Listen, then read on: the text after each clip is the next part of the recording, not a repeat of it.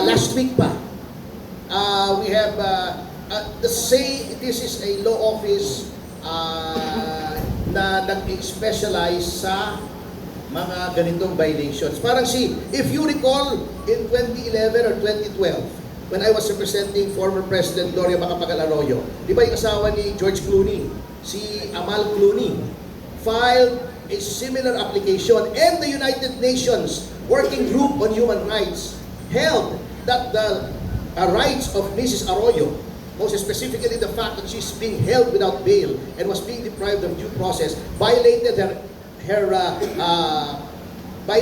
human rights under international law.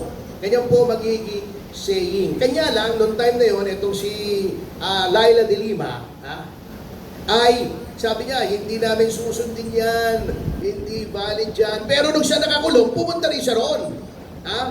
Ito yung kaipokrituhan ng ibang tao, no? Nung panahon ni Arroyo, hindi daw kay kilalanin nila yung baliwala daw yun. Nung siya nakakulong, doon din siya pumunta. Sa same body, sa UN. Nagpadala pa ng special rapporteur na magulo po dito, di ba? That is how hypocritical some people can be. Grabe. Sir, sorry,